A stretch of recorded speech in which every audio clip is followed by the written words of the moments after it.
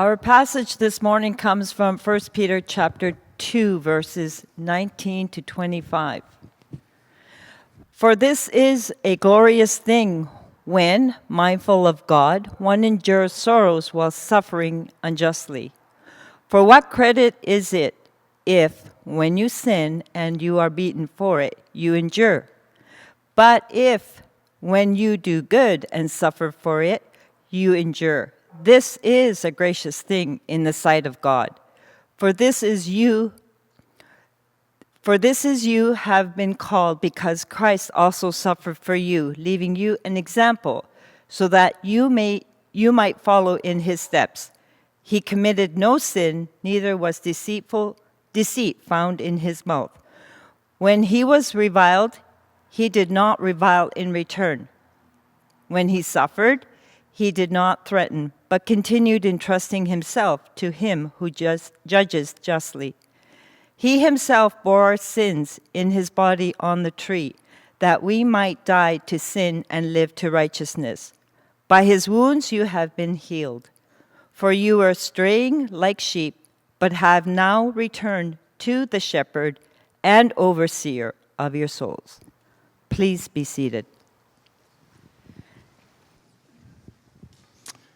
All right, great to be here this morning.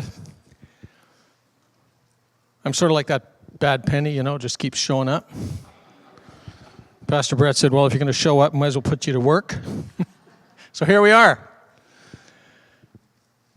The passage that was read this morning is not the passage we'll be looking at. We are in a teaching series on the life of David, as you probably know. But we will be coming to that passage in our teaching today. So today, 1 Samuel chapter 17. Turn there in your Bible or your Bible app, or zip online to BibleGateway.com and look under the English Standard Version, and you will get this. David and Goliath. Some of you Blue Mountain old-timers are saying, Mel, you're losing it. You taught this twice here in the last 3 years. Yes, but I had no say. I had to do it. They assigned it to me. So here we go. We're going to work through this passage through the lens of a very familiar cliche that sometimes can be the worst pastoral advice you ever hear, the least helpful spiritual counsel we ever spout off. Most of us have heard it, said it, or even beat ourselves over the head with it. Just trust God. Really? Well, yes, but with some significant qualification and clarification, which is what we'll get from our story today. David and Goliath? Well, in fact, this story, if you're following it along in the narrative in the book of 1 Samuel, is more about David and Saul. Saul is still Israel's king, although at God's direction, in a family ceremony, the prophet Samuel had secretly anointed David to be the next king in chapter 16. And the last part of chapter 16 weaves together two threads: Saul's deterioration as he becomes increasingly incapable of managing even his personal and mental state, let alone his leadership. And on the other hand, King David's faithful, godly service and loyalty to Saul, even in this state. This is about Saul and David. And now in chapter 17, it becomes clear that Saul has lost it as a leader, but David has got it. What's it? Well, in chapter 13, verse 14, Samuel told Saul that God will remove him as king. He will lose the crown to whom? To a man after God's own heart. This story, chapter 17 of 1 Samuel, reveals how David is that man. And yes, it is all about trust, but much more than a just trust God cliche. So we're going to see four things about a life-grounding, life-engaging, life-shaping, God-pleasing trust this morning. Number one, from King Saul, we're going to see the kind of trust that does not work. Number two, we're going to see the essence of trust, where trust begins always, every day, in every situation.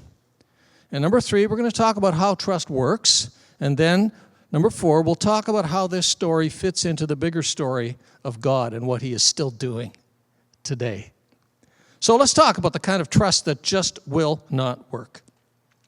It's perhaps more important to talk about this today than at any other time in history, because in our minds, what we're going to talk about here is what we tend to think of in our culture as the epitome of trust. Verse 1 of chapter 17. Now the Philistines gathered their armies for battle, and they were gathered at Socoh, which belongs to Judah, and encamped between Socoh and Azekah in Ephesh Damim. Where are they? They're in Judah, in their land. Israel is not trying to expand their territory. They're defending the territory they have been given by God and have now lived in for generations. The Philistines are the aggressor. Verse 2, Saul and the men of Israel were gathered and encamped in the valley of Elah and drew up in line of battle against the Philistines. Saul and his men were gathered. From the get-go, this will be all about Saul and his leadership. It's a battle against the Philistines, the nation that Saul was appointed to lead Israel in victory over, who have been a thorn in the flesh throughout Saul's rule, over whom he has had some success, even at times significant success, but never complete definitive victory. The question is, will Saul do what Saul was raised up as a leader to do? Or has he totally lost it? The rest of the introduction to this account raises even more questions about that question.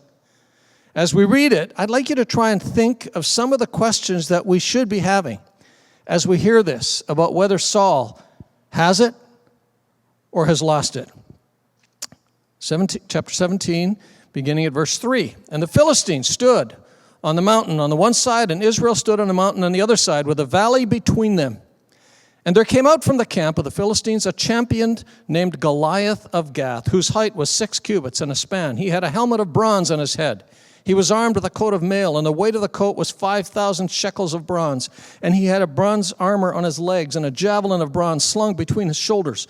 The shaft of his spear was like a weaver's beam, and his spear's head weighed 600 shekels of iron, and his shield bearer went before him. Does that raise some questions? Number one, for me, why is Saul allowing the Philistines to dictate the terms of battle?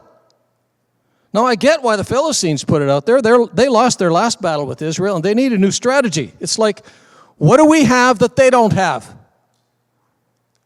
Hey, we've got a guy who's never lost a tough guy contest. Number one MMA fighter in the country. Let's make this into a duel. No-brainer. Now, this was not an unheard of battle strategy. In those days, it was called representative battle. Saves a lot of bloodshed. But why does Israel accept the terms? Saul has so lost it, he doesn't even have the insight to say, hey guys, see that? It's a desperation move. We got him. Let's go. That leads to question 2. Can't Saul see that this strategy proposed by the Philistines is actually the perfect setup for him to prove he is still the man? Why had Israel wanted a king? Back in chapter 8 of this book, verse 5, they wanted a king to lead us like the other nations have. Verse 20 of chapter 8, to lead us and to go out ahead of us into battle and fight our battles. Primarily, as God told Samuel in the next chapter, chapter 9, verse 16, he will save my people from the hand of the Philistines. There's a lot riding on this battle for Saul. This could be his comeback win. He has a lot to prove to God and to the people, but Saul has so lost it, he can't even see it. And that raises a third question in my mind as we think about this whole idea of trust. Ever since Israel has entered and claimed the land God promised them, who was it, really? that went before them and led them in battle. To outsiders, it might have looked like a what, not a who. Israel was led by the Ark of the Covenant of God. The Ark of God's presence carried by the priests. Their leader was God. Led by the Ark, the waters of Jordan took a break from flowing and the people crossed into the land of promise. Led by the Ark, the walls of Jericho came tumbling down. So you got to wonder, when every morning for over a month, Goliath has come out to the battle and said, come on, choose a man. Send him out to fight me. Why did Saul not wake up one night with a start and say to himself, hold it. Goliath has just set the terms that play into our hand. We don't need a man. We have the presence of God. He's our man. What do you think the Philistines would have done if Saul had walked up to the battle line with some priests carrying the ark? Goliath would certainly have continued his mocking. Goliath was not a very smart man. But I think many of the Philistine army would have trembled because they knew about Israel and their God. But Saul has a spotted history at best with how he thought about and how he treated the ark of God, and it just doesn't happen. He's lost it. One more question we'll get to later, but for now let's ask the trust question. What does this introduction reveal about who Saul is trusting? Saul is trusting himself. All his life he's been told he's the man. Why did they choose Saul to be that king? Because, chapter 9, verse 2, he was a head taller than all of the other Israelites. He's our guy. With him at the front, the enemy will be intimidated, and we'll be confident. And Saul has taken the default posture of the human race that has become the central doctrine in our self-help, self-first, self-sufficient culture. You got to learn to trust yourself. Which sort of seems to work until, well, listen to how Goliath is introduced. We read it, actually. Verses 4 to 7. If you know the story to this point, that might ring a bell, the way Goliath is introduced. Goliath is coming into the story with the same kind of introduction that Saul got as he came onto the scene. How big he is compared to everyone else. Saul, head and shoulders above everyone. Goliath, well, he's just a bit bigger than Saul. So the first thing this account helps us see, even before David comes into the picture, is why it has to be about more than just believing in yourself, just trusting yourself. It's because you will always encounter someone who's bigger than you, better than you. You will always end up in some situation you can't handle just by trusting yourself. Or you'll spend your life strategically avoiding, deliberately being negative about, or reframing those situations to avoid facing up to the truth that just trusting myself just isn't working. In the end, just trust yourself just doesn't work. And the way we play it out affects everyone around us. Verse 8, he stood and shouted to the ranks of Israel, "Why have you come out to draw up for battle? Am I not Philistines, and are you not servants of Saul? Choose a man for yourselves, and let him come down to me. If he is able to fight with me and kill me, then we will be your servants. But if I prevail against him and kill him, then you shall be our servants and serve us." And the Philistines said, "I defy the ranks of Israel this day. Give me a man that we may fight together." When Saul and all Israel heard these words of the Philistine, they were dismayed and greatly afraid. Literally, they were shattered, broken, and terrified. It was a sad day for the people of God. Been there? Is that where you are today in some way? Just trying harder to just trust yourself? Actually, we all tend to be there. I read an article this week by Robert George, who is a legal scholar and professor at Princeton University. He described how in the Western world we have moved from years ago in the medieval age, he called it the age of faith, as the arbiter of truth. We've moved, he says, to the age of reason and science, the Enlightenment. And now to what he called the age of feelings. Or as some might say today, lived experience, right? Trust yourself means trust your feelings. Our feelings are the truth. Is that not the ultimate trusting me indicator? But it's not really working, isn't it? We'll never be able to control the world enough to make it work. The world will not center around me. It just won't. So let's move on, picking up the speed a bit. Enter David. And the question as we're reading this text now should be, will David be different than Saul? How will David be different than Saul? As David comes into the picture, we see the essence of trust. Verse 12. Now, David was the son of an Ephrathite of Bethlehem in Judah named Jesse, who had 8 sons. In the days of Saul the man, he was already old and advanced in years.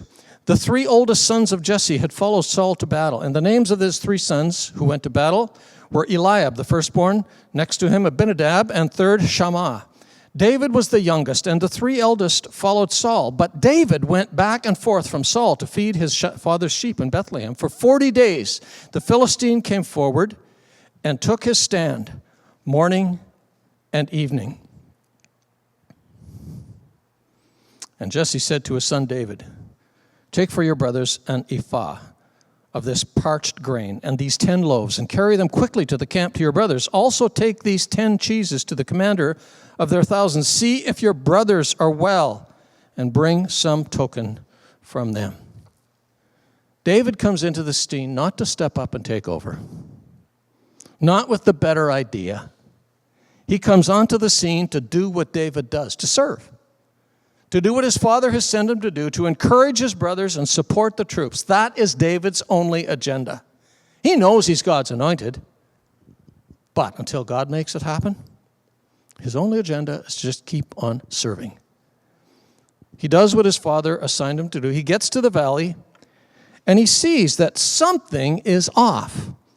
Verse 19, now Saul and they and all the men of Israel were in the valley of Elah fighting with the Philistines, and David rose early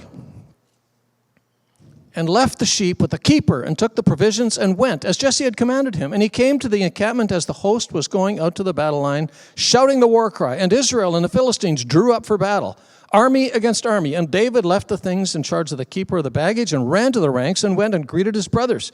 As he talked with them, behold, the champion, Philistine of Gath, Goliath by name, came out of the ranks of the Philistines and spoke the same words as before, and David heard him.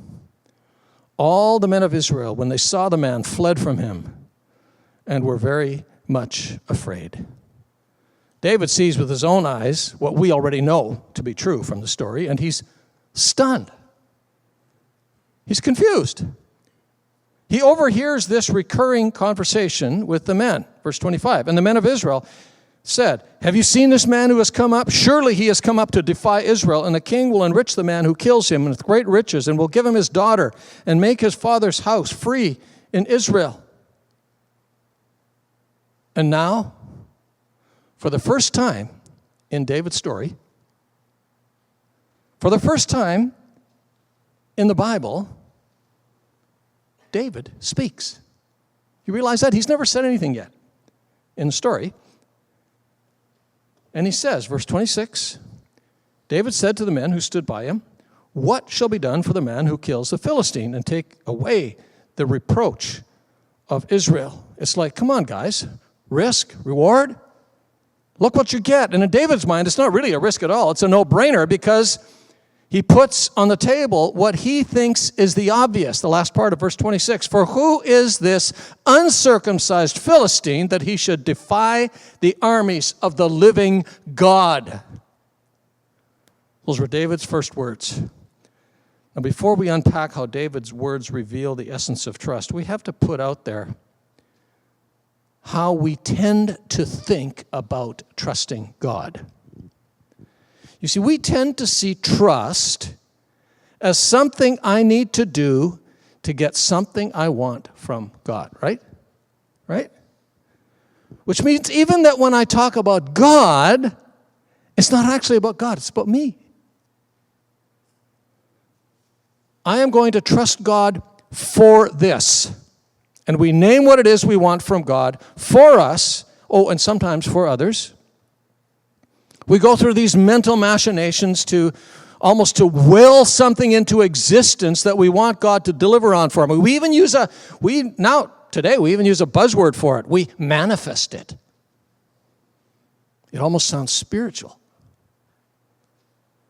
And what are we exposing about our idea of trust when we think about it in terms of what I need to do to get something from God?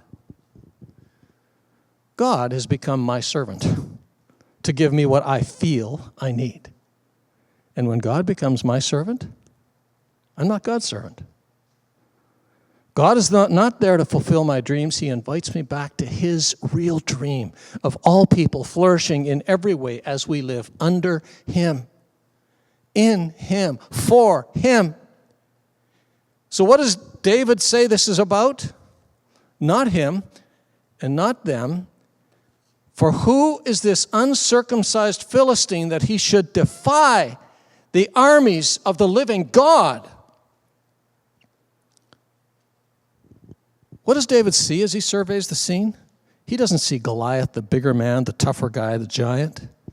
He sees Goliath, the one who is defying the name of God and the people of God. So there's a question we skipped that the introduction should have surfaced in our minds that we need to come back to. What had Goliath called them? Servants of Saul. And what did the soldiers see? He's defying us, Israel.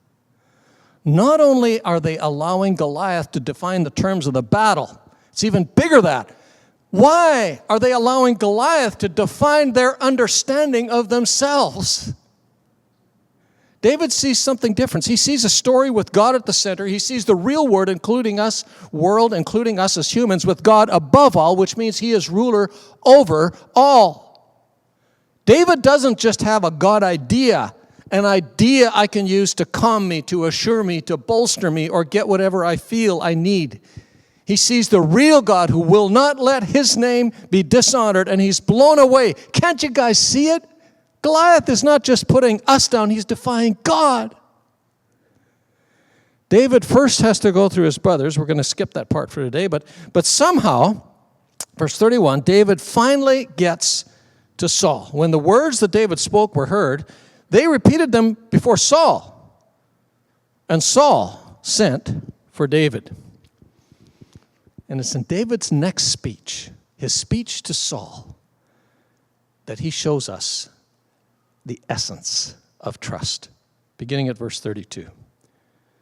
And David said to Saul, "Let no man's heart fail because of him. Your servant will go out and fight this Philistine." And Saul said to David, "You're not able to go against this Philistine to fight with him, for you are but a youth, and he's been a man of war from his youth." But David said to Saul, "Your servant used to keep sheep for his father, and when there came a lion or a bear and took a lamb from the flock, I went after him and struck him and delivered it out of his mouth. And if he arose against me, I caught him by his beard and struck him and killed him. Your servant has struck down both lions and bears, and this uncircumcised Philistine shall be like one of them, for he has defied the armies of the living God." And David said, "The Lord who delivered me from the paw of the lion, from the paw of the bear, will deliver me from the hand of this Philistine." And Saul said to David, "Go, and the Lord be with you." What is the essence of trust? Is it believing for something from God? Oh, he does believe God will deliver him, but it's deeper than that.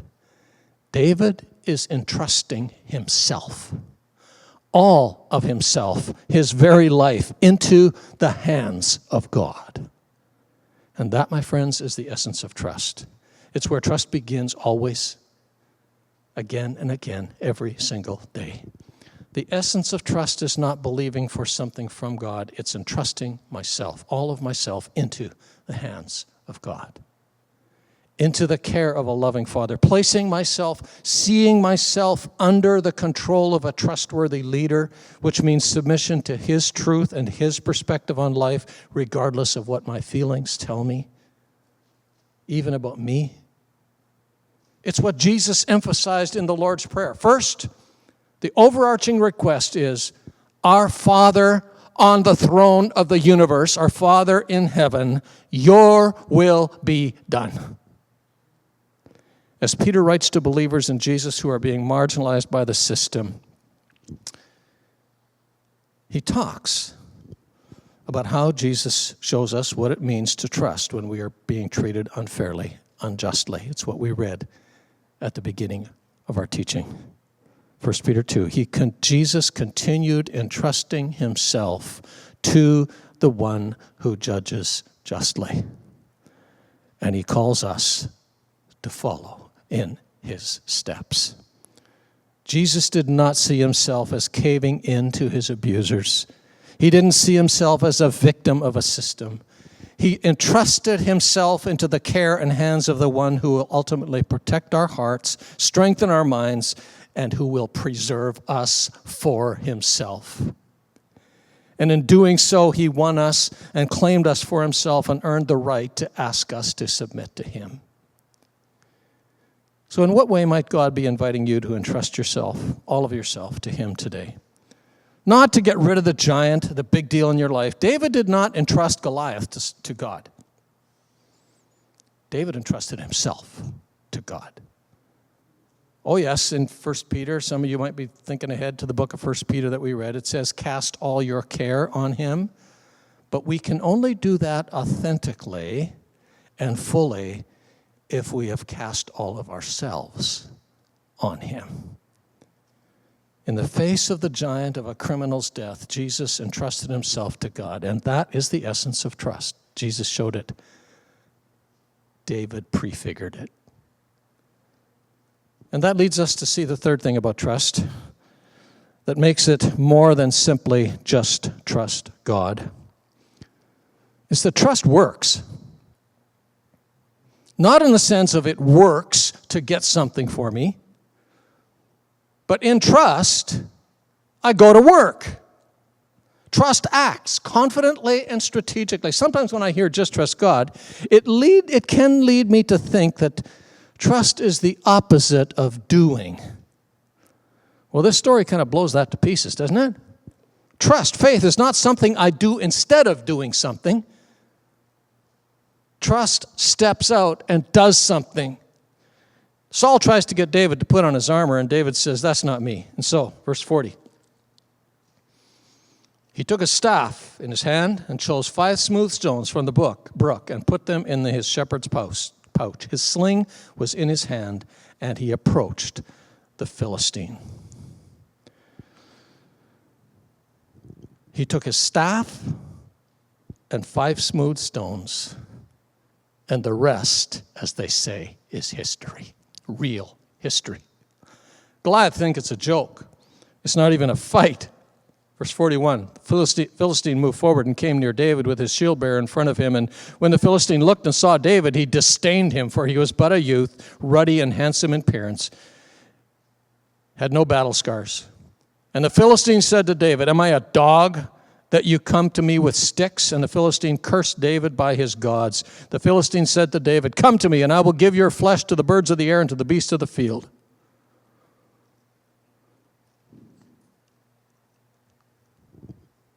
What did he say? You come to me with the sword Anyway, sorry. I'm ahead of myself here. Goliath thinks it's a joke. It's not even a fight. But David, with the confidence of entrusting himself into the hands of God to be the servant of God, listen to this. Verse 45 says, then David said to the Philistine, you come to me with a sword and a spear and a javelin, but I come to you with 5 smooth stones and a sling? No. I come to you in the name of the Lord of hosts, the God of the armies of Israel, whom you have defied.